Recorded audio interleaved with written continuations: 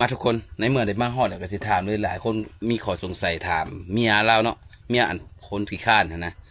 หลายคนมีข้อสงสัยถามว่าเป็นยังเมียเราคืออดคือทนแต่บ่เฮ็ดเราบ่เฮ็ดเวียกเฮ็ดงานหยังก็อดทนอยู่กับเราตลอดได้จนว่า10 ปลายปีนะในเสือเราเฮาสิไปถามเมียเราว่าเหตุผลเป็นหยังเราคือ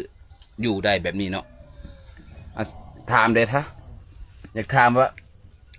เป็นยังอยู่เราบ่เฮ็ดเวียกเฮ็ดงานเลยจะก็ตั้งใจอยู่นำเราตั้ง10 ปลายปีเป็นแล้วสิจังอยู่ได้นี่ อยู่ไปหน่อย เนาะ เป็นอาหารบ่เอ็ดเวียกแล้วก็อยู่น้ำเขา มักเลยเนาะ มักแล้วล่ะอยู่ อืมอันเจ้าแท้เลยเป็นคนอยู่บ้านแล้วเจ้าหัน โอ้ยบ้านน่าเจ๋ง นาเจงเมืองไซจำพรมันวะ บ้านกับปูนา โอ้ครับโอ้คำกูหน้านาเจงทุกคนทางพูดถูกทางบ้านเมียเขาอีกทุกคนเลยโอ้มาอยู่นำกันได้18 ปีเจ้ากับฮักกับแพงซะเนาะบ่เอ็ดสบ่เอ็ดแล้วก็บ่ปะเนาะ บ่ปะ เหตุผลพิเศษแท้ๆเลยเป็นอะไรจังบ่ปะจะเป็นน้ำเก่งเวียกกลางคอกลางคืนบ่เก่งกันเลยเซา ที่ เก่งจี้โอ้บ่แม่นได้วะ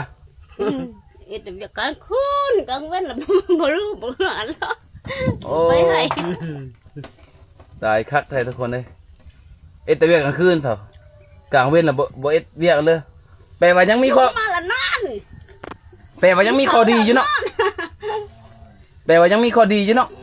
อ๋อข้อดีนำได้เวียกกลางคืนทุกคนเลย แต่ว่าปัญหาใหญ่ๆคือบ่เฮ็ดเวียกกลางเว้นแต่ว่าเมียก็เต็มใจเอ็ดเพื่อเนาะอืมก็บ่คิดจะสิปะสิบ้างกันวะต่อจากนี้ต่อไปผัวบ่เอ็ดเลยนี่ บ่คิดบ่ว่างั้นอยู่นั่น เนาะ อยู่ได้ก็อยู่ อืมมีผู้บ่าวหล่อๆมาล้มบ่อยากปะวะผัวนี่ บ่ ก็เบิ่งเป็นอันนี้เจ้าก็ยังอยากอยู่นำบ่บ่เฮ็ดเวียกเฮ็ดงานเลย เอ็ดเวียกแล้วก็อยู่น้ำเขาเป็นอาหาร เนาะหลายคนถามว่าปะหัวซะซะสักขี้ข้านโพดน่ะหลายคนถามอยู่ในเฟซว่าคือบ่ปะนะ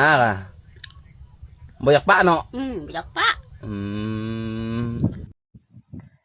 นี่ทุกคนเห็นบ่สิ่งที่ข่อยเว้าหั่นเนาะข่อยบอกซุมเจ้าตลอดว่าการแตบนี่มันสำคัญได้เห็นบ่ทุกคนคลิปที่ข่อยให้จุมเจ้าเบิ่งเนาะคลิปเอื้อยเพิ่นก็คือผัวเราหันข้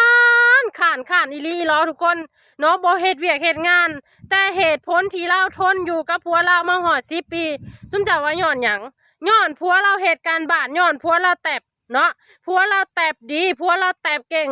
เราบ่สามารถไปไสได้เลยเนาะทุกคนเนาะเรามา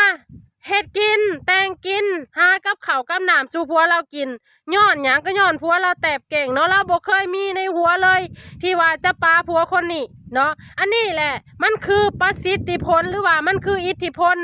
มันคืออิทธิพลของการแตบเด้อทุกคนเด้อเนาะขอยอยากฝากไว้สำหรับหลายๆคนที่คิดว่าการแตบบ่สำคัญแต่ให้ชุมเจ้าเบิ่งคลิปนี้คือจะบ่งบอกได้เลยว่าการแตบสำคัญที่สุดในชีวิตคู่เนาะอันนี้ฝากไว้ถ้าเจ้าแตบดีแตบเป็นแตบเก่งเมียของเจ้าจะติดนึบเลยบ่สามารถไปไสได้และก็บ่คือมีความคิดว่าอยากนอกใจเนาะอันนี้ฝากไว้เด้อทุกคนเด้อให้เอาคำของข่อยไปปฏิบัติเนาะ